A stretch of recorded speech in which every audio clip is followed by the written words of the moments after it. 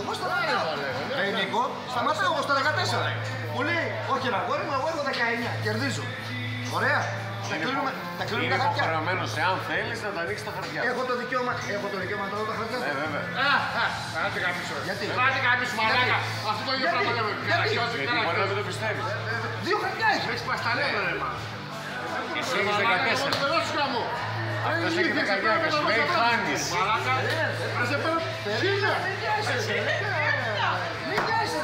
Σου λέει ότι χάνεις. Έχεις εσύ το κάθε δικαίωμα να μην το πιστέψεις και να βρεις τα φύλλα του. Σε αυτή την περίπτωση. Ναι. Εγώ έχω 14 και αυτός Σε έχει οποιαδήποτε 19. περίπτωση. Άμα σου πει ότι χάνεις, έχεις δικαίωμα να τα δεις τα φύλλα.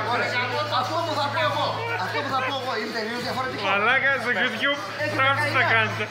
Εγώ κάηκα.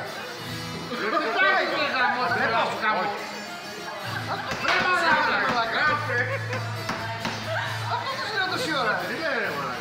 Το ίδιο που λες και εσύ. Αυτό κατάλαβα. Δεν είναι δύο διαφορετικά πράγματα. Είναι δύο διαφορετικά πράγματα. Στο ένα και εγώ και στο άλλο δεν και εγώ. Είναι δύο διαφορετικά πράγματα, αλλά και οι δύο είναι το ίδιο. Ότι στη μία περίπτωση έχεις δικαίωμα, στην άλλη περίπτωση δεν έχεις δικαίωμα. Το ίδιο λέτε. Στη μία έχεις το δικαίωμα. Ναι. Και στην άλλη δεν έχεις το δικαίωμα. αλλά είναι το ίδιο. Λέτε το ίδιο.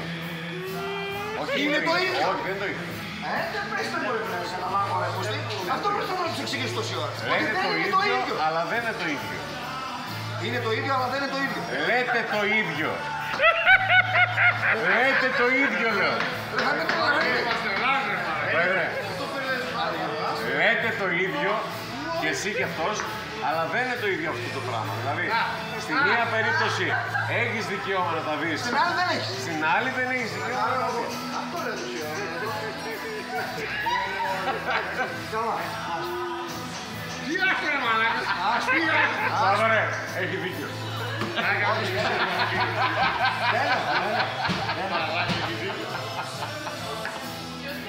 Έτσι όπως τα λέει δεν έχει δίκιο.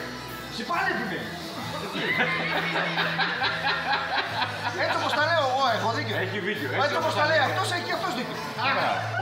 Αυτό σου λέω. Όλοι έχουμε δίκιο. Τον είσαι. Άρα και οι δύο έχουμε δίκιο. Με λίγα λόγια λέτε το ίδιο. Άντε, γεια μαλάκα. Τόσο δίκιο. Οπότε, γιατί μαλώνουμε. Τόσο δίκιο που να το χωρέσουμε.